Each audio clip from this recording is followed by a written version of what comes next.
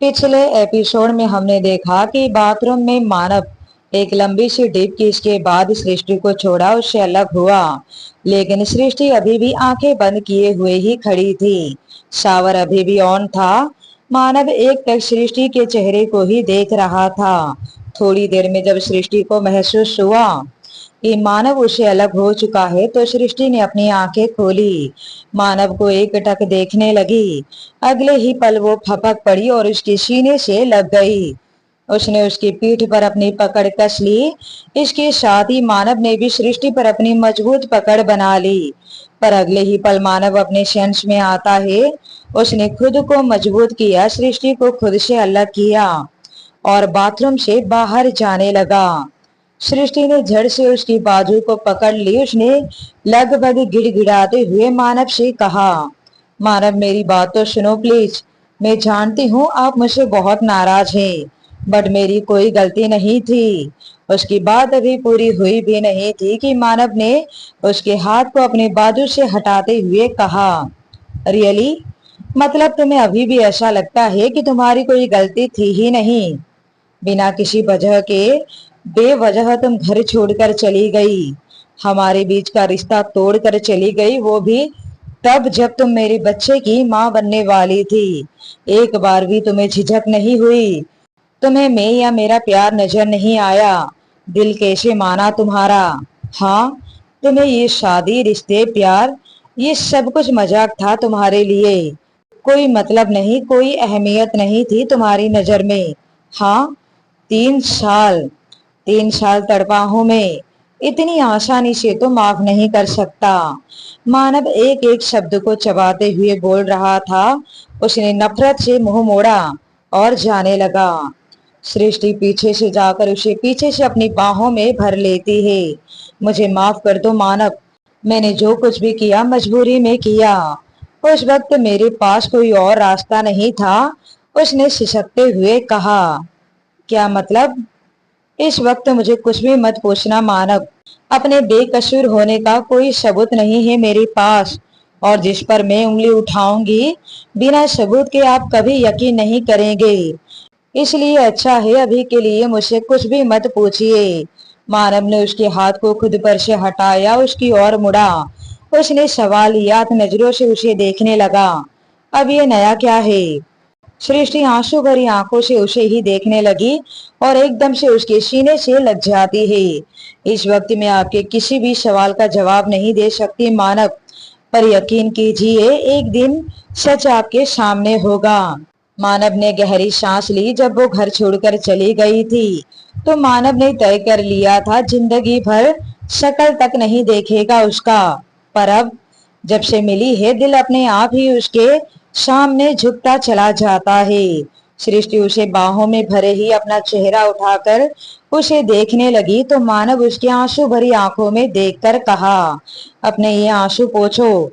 तुम्हें हमेशा से पता है मैं तुम्हारे आंखों में आंसू नहीं देख सकता, इसलिए ये नया तरीका ढूंढा है मुझे कमजोर करने का।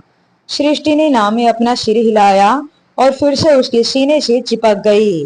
मानव ने भी अब उस पर अपनी बाहें लपेट दिया। मानव मुझसे दूर मत होना प्लीज, मैं मर जाऊंगी आपके बिना। सृष्टि उसके सीने से लगे हुए ही कहा। वो अभी भी सिसक रही थी।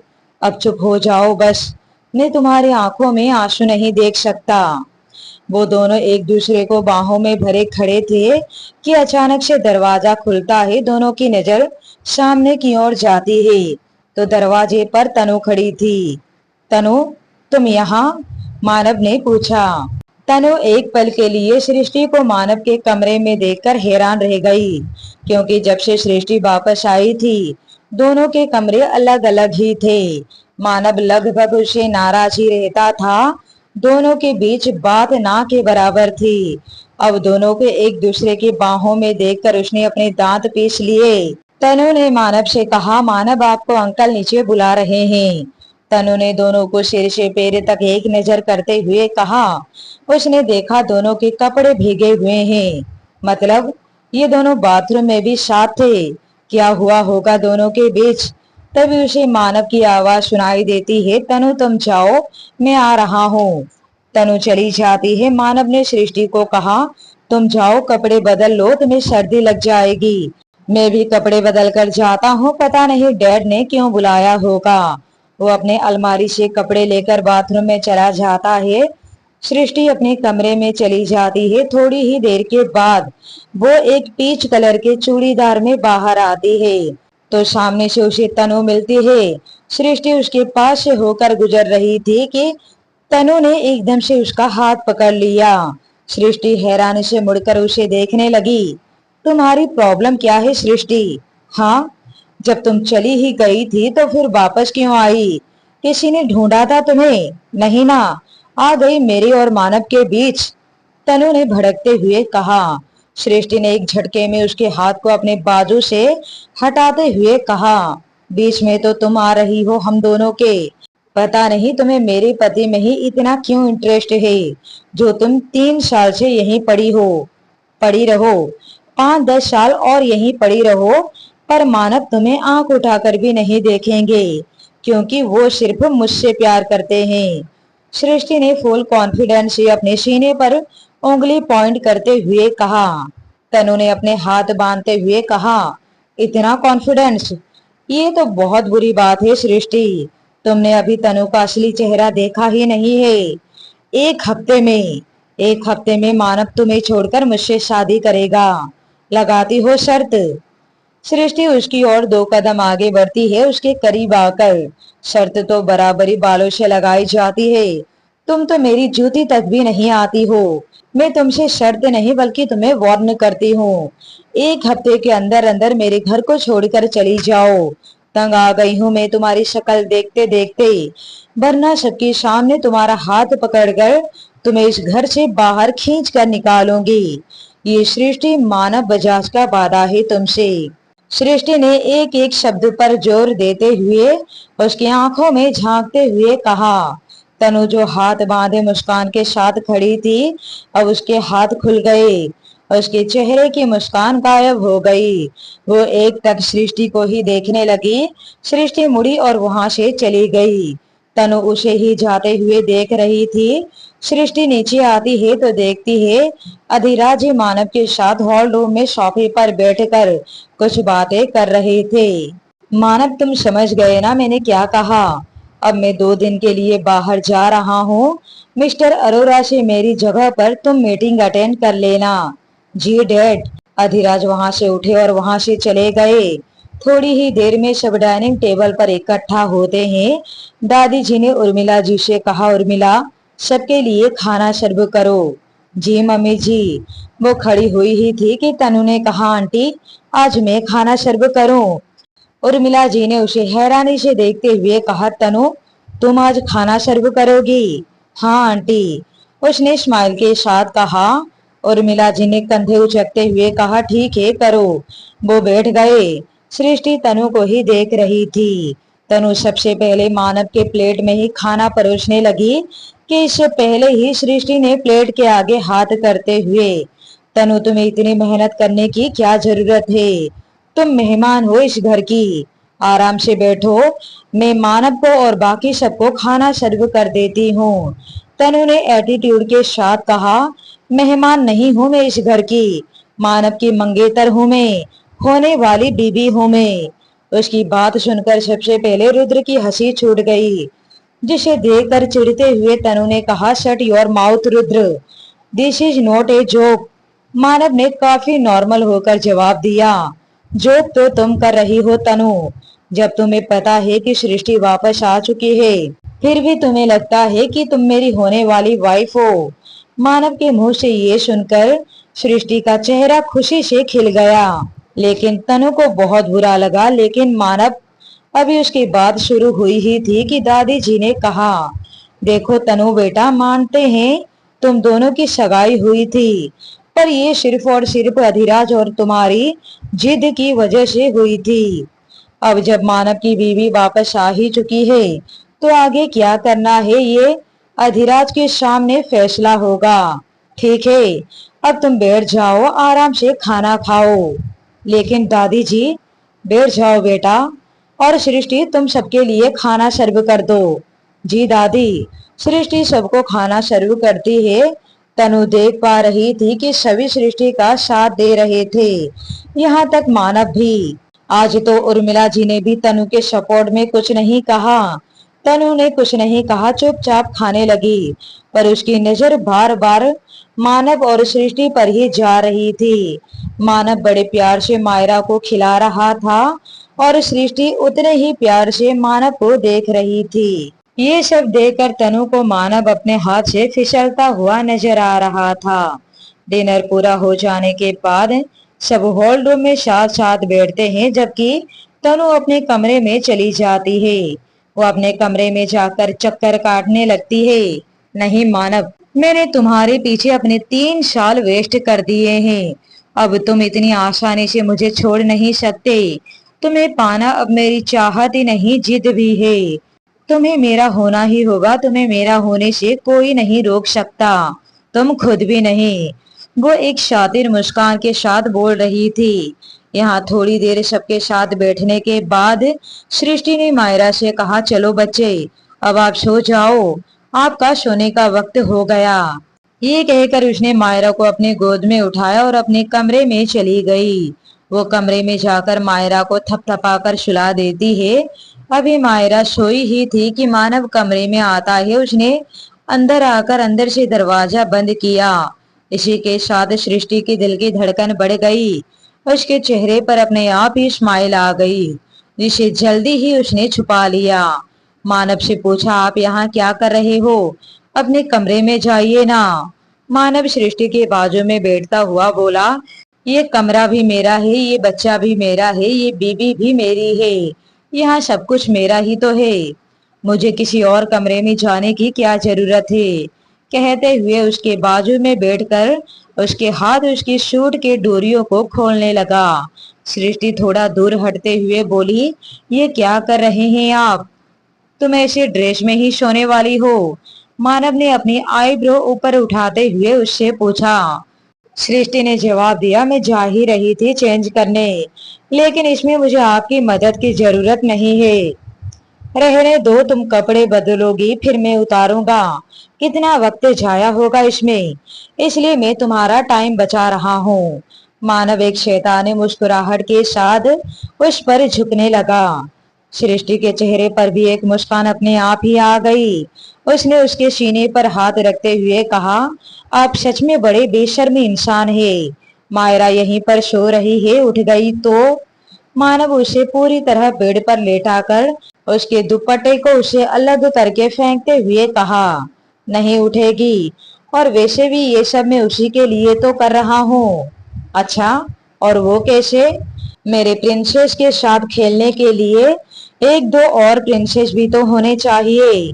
मानव ने कहा तो ये सुनकर सृष्टि का चेहरा शर्म से लाल हो गया।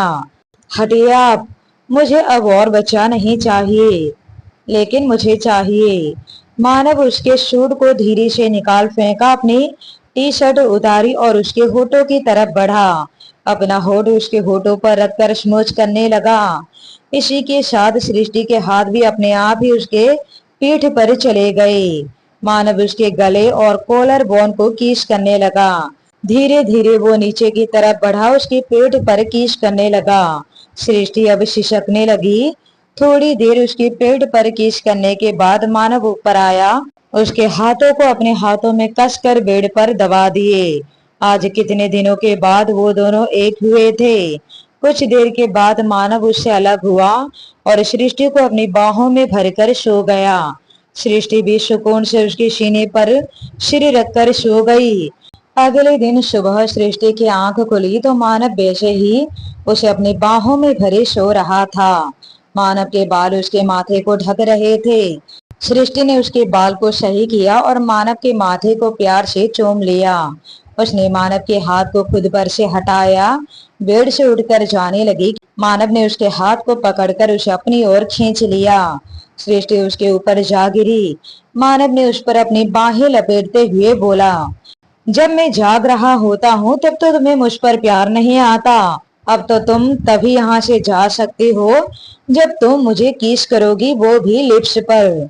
मानव ने कहा तो सृष्टि ने जवाब दिया, अच्छा कोई बात नहीं, मैं भी तैयार हूँ आपको किस करने के लिए, लेकिन इसके लिए आपको भी अपनी आंखें बंद करनी पड़ेगी। मानव ने उसके चेहरे पर आ रहे बाल को पीछे करते हुए कहा। और वो क्यों? वो इसलिए क्योंकि मैं आपकी तरह बेशर्म नहीं हूँ, मुझे शर्म तो आएगी ना।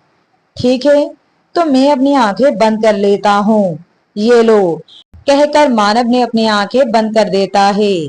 सृष्टि धीरे धीरे उसके लिप्स के पास गई। दोनों के चेहरे इस वक्त एक दूसरे के बेहद करीब थे, इतने कि सृष्टि की गर्म सांसें मानव अपने चेहरे पर महसूस कर पा रहा था। उसकी पकड़ ढीली हो गई।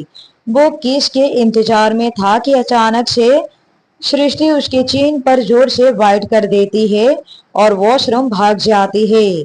मानव ने हड़बड़ी के साथ आंखें खोलते हुए कहा, पागल लड़की, ये तुमने ठीक नहीं किया, अब तो तुम्हें इसका अंजाम भुगतना ही पड़ेगा। कुछ देर के बाद सृष्टि नहाकर बाथरूम से बाहर निकलती है। उसने अपने सिर पर टॉवेल लपेट रखा था और वो बाथरोब पहने हुए बाहर आती है। वो बाहर आकर अपने अलमारी से कपड़े निकालने लगती है। मानव ने पीछे से आकर उसे अपने बाहों में भर लेता है। सृष्टि उसके हाथ को छुड़ाने की कोशिश करते हुए बोली, मानव छोड़िए ना प्लीज, एक तो वैसे ही लेट हो रहा है। ये तो तुम्हें मुझसे पंगा लेने से पहले सोचना चाहिए था, अब तो इसका अंजाम तुम्हें भुगतना ही पड़ेगा। उसने उसे अपनी तरफ घुमाया और उसके गले पर अपना होठ रख दिया।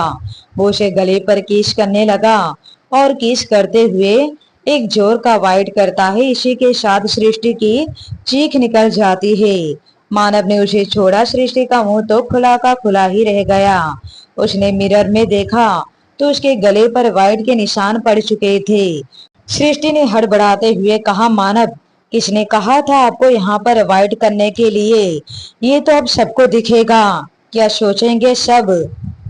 यही तो तुम्हारी सजा है सृष्टि। अब आगे से किस के लिए बोलूं तो किस मिल जानी चाहिए। मानव ने एटीट्यूड के साथ कहा और वॉशरूम चला गया। उसकी बात सुनकर सृष्टि का मुंह तो खुला का खुला ही रह गया। उसने कॉलर नेक वाली एक ड्रेस पहन ली, रेडी होकर नीचे चली गई। कुछ देर के बाद मानव भी रेडी होकर मायरा को अपनी गोद में लिए ब्रेकफास्ट के लिए नीचे उतरा। सृष्टि किचन से नाश्ता लाकर टेबल पर सजा रही थी। जैसे ही मानव की नजर सृष्टि पर पड़ती है, उसके चेहरे पर एक मुस्कान खिल जाती है। और ये देख रही थी तनु।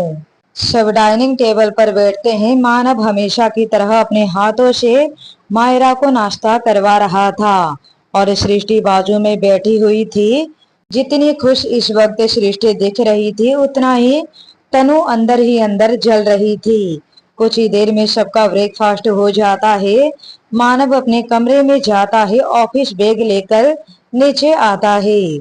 सृष्टि जो अभी भी डाइनिंग एरिया में थी, वो डाइनिंग टेबल साफ कर रही थी। मानव उसके पास जाकर, सृष्टि, क्या तुम आज भी ऑफिस नहीं जाओगी?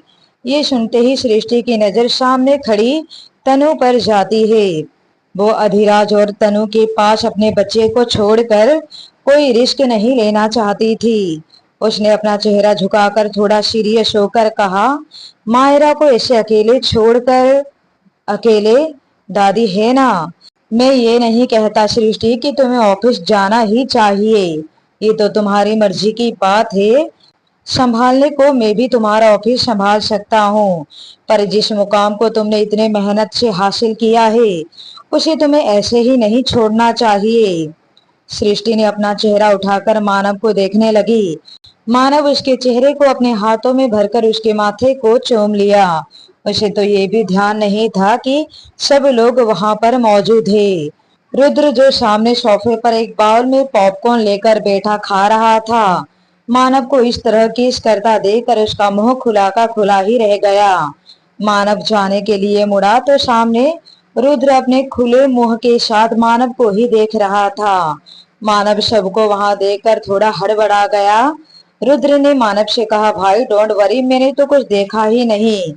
पिंकी ने कहा, भाई मैंने तो पहले से ही आंख बंद कर लिया था। दादी जी ने कहा, मैं भी यहाँ बैठे बैठे सो रही थी। सब एक साथ हंसने लगते हैं। मानव सब पर एक नजर करते हुए कहा, क्या आप लोग भी? वो चुपचाप वहां से चला जाता है। सृष्टि शर्मा कर किचन में चली जाती है, लेकिन कोई था वहां जो जल भून रही थी, और वो थी तनु। उसने मन ही मन, बहुत खुश हो रहे हो ना तुम लोग, बहुत ही जल्द इस घर में मातंग फैला दूंगी, और सृष्टि, तुम्हें तो मैं कहीं के नहीं छोड़ूंगी, छीन लूंगी तुमसे मानव को। उसने मन ही मन सोचा और पैर पटकते हुए अपने कमरे में चली गई। शाम होती है, मानव आता है तो देखता है अधिराज हॉल रूम में सोफे पर कॉफी का मग लेकर बैठा था। मानव उसके बाजू में आकर बैठा। डैड, आप तो 2 दिन के बाद आने वाले थे ना, क्या हुआ आपकी मीटिंग का? अधिराज ने नाम में अपना सिर हिलाते हुए कहा, सब बेकार गया मानव। एक क्लाइंट से मीटिंग करने दिल्ली गया था, पर मैं पहुंचा उससे पहले ही उसे किसी अर्जेंटली काम से फॉरेन के लिए निकलना पड़ा। जाने दीजिए डैड, आप अपना मूड खराब मत कीजिए। अधिराज ने अपना सिर हाँ में हिला दिया। खड़ा हुआ वो अपने कमरे की ओर जाने ही वाला था कि तभी तनु, जो सीढ़ियां उतरते हुए नीचे आ रही थी, अचानक से उसने अपना सिर पकड़ लिया और वो लड़खड़ाकर वहीं नीचे गिर गई, लुढ़कती हुई नीचे आ गई। हॉल रूम में बैठे अधिराज जी, मानव, दादी जी, उर्मिला जी सब उसके पास दौड़कर आते हैं। उर्मिला जी ने बैठकर उसका सिर अपने गोद में लेकर, तनु क्या हुआ तुम्हें? बेटा आंखें खोलो अपनी। उन्होंने सविता आंटी को पानी लाने के लिए आवाज लगाया, पर पानी लाने से पहले ही तनु ने अपनी आंखें खोली। सृष्टि भी वहीं खड़ी ये सब देख रही थी। उर्मिला जी ने उसे सहारा देकर खड़ा किया, सोफे पर लाकर बिठाया। क्या हुआ बेटा, ऐसे अचानक से तुम्हें चक्कर क्यों आ गया? तबीयत तो ठीक है तुम्हारी? तनु ने परेशान सा चेहरा बनाकर कहा, पता नहीं आंटी, कुछ दिनों से चक्कर आ रहे हैं, पता नहीं क्या हो गया है मुझे। उर्मिला जी ने उसके माथे पर हाथ रखकर देखा, बुखार तो नहीं है, तुम भी ना ठीक से खाना नहीं खाती हो, कमजोरी आ गई है बस, और कुछ नहीं। उन्होंने तनु की चिंता जताते हुए कहा। तनु ने परेशान होते हुए कहा, आंटी जी मैं क्या करूं, मुझे तो कुछ दिनों से खाया ही नहीं जा रहा है, वॉमिटिंग सी होती है। उसकी बात सुनकर दादी जी और सृष्टि एक दूसरे को देखने लगी। उर्मिला जी ने हैरानी से अधिराज को देखने लगी। मानव को तो कुछ समझ में ही नहीं आ रहा था। उर्मिला जी ने अटकते आवाज में पूछा, बेटा तुम्हें ये सब कब से हो रहा है? मेरा मतलब है कितने दिन हो गए? बस आंटी जी 1 महीने हुए होंगे। उर्मिला जी फौरन सोफे से खड़ी हो गई और अधिराज जी से बोली, सुनिए, आप फौरन डॉक्टर को बुलाइए, क्या हुआ है अब तो वही बता सकते हैं, मुझे तो कुछ अच्छा नहीं लग रहा, आप जल्दी से डॉक्टर को बुलाइए प्लीज। अधिराज ने अपना मोबाइल निकाला और अपने फैमिली डॉक्टर को बुलाया। कुछ ही देर में डॉक्टर आता है और मिलाजी डॉक्टर को तनु के कमरे में लेकर जाते हैं। घर के सभी मेंबर हॉल रूम में बैठे हुए थे। सृष्टि की धड़कन तो तेज ही हो गई थी। वो मन ही मन, ये तनु जरूर कोई बखेड़ा खड़ा करेगी, मैं अच्छे से जानती हूँ, वो सीढ़ियों पर भी जानबूझकर ही गिरी होगी, पता नहीं क्या चल रहा है उसके दिमाग में। जिस तरह उसने बताया मुझे तो बहुत घबराहट हो रही है। तभी डॉक्टर नीचे आता है। अधिराज से कहा, मिस्टर बजाज, वो लड़की तो प्रेग्नेंट है, वो भी 3 महीनों से। वैसे कौन है वो लड़की? सब हैरानी से एक दूसरे को देखने लगते हैं। अधिराज ने कहा, वो मेरे दोस्त की बेटी है। एंड थैंक यू कि आप इतनी रात को भी बुलाने पर आ गए। डॉक्टर ने स्माइल के साथ कहा, इट्स ओके मिस्टर बजाज, ये तो मेरा काम है। ओके, तो मैं चलता हूँ। डॉक्टर चला जाता है। उर्मिला जी ने हैरानी से अधिराज से कहा, अधिराज जी तनु तो प्रेग्नेंट है, वो भी 3 महीनों से। वो तो लगभग 1.5-2 साल से यहीं रहती है, तो फिर ये कैसे हो सकता है? रॉबिन जी को पता चलेगा तो पता नहीं क्या होगा। 1 मिनट उर्मिला, ये सब कब हुआ, कैसे हुआ, ये सब तो तनु ही बता सकती है, उसे नीचे बुलाओ। उर्मिला जी ने कहा, मैं उसे लेकर आती हूँ। वो उसके कमरे में गई, तनु को लेकर नीचे आई। दादी जी ने तनु से पूछा, तनु तुम्हें पता है कि तुम प्रेग्नेंट हो, वो भी 3 महीने से? तनु ने हैरानी से सबको एक एक नजर करते हुए कहा, क्या मैं प्रेग्नेंट? उसने ऐसे जताया जैसे उसे कुछ पता ही ना हो कि वो प्रेग्नेंट है। हाँ, तुम प्रेग्नेंट हो। और कौन है इसका जिम्मेदार, बताओगी? दादी जी ने कड़क आवाज में पूछा। सृष्टि की तो सांसें ही थम गई। कहीं ये मेरे मानव का ही नाम ना ले ले। उसकी बात अभी जुबान पर ही थी कि तनु ने कहा, आप लोग ऐसे क्यों पूछ रहे हैं? ये मानव का ही बच्चा है, पर शादी से पहले। उसने हल्का सा शर्माते हुए कहा। उसका बोलना था कि मानव सृष्टि एक दूसरे को देखने लगते हैं। मानव ने दांत पीसते हुए कहा, क्या बकवास कर रही हो तुम? हमारे बीच कभी ऐसा कुछ भी नहीं हुआ है, तो फिर मेरा बच्चा कैसे हो सकता है? तनु मानव की ओर बढ़ी। मानव, ये क्या हो गया है तुम्हें? जब तुम्हारी ये बीवी तुम्हें छोड़कर चली गई थी तो मैंने तुम्हें सहारा दिया। नशे में डूबे रहते थे तुम, लेकिन ऐसा भी क्या नशा था तुम्हें कि हमारे स्पेशल मोमेंट को भी तुम भूल गए? Shut up. ये सब तुम बकवास कर रही हो। या तो तब रहेगा जब कुछ हुआ होगा।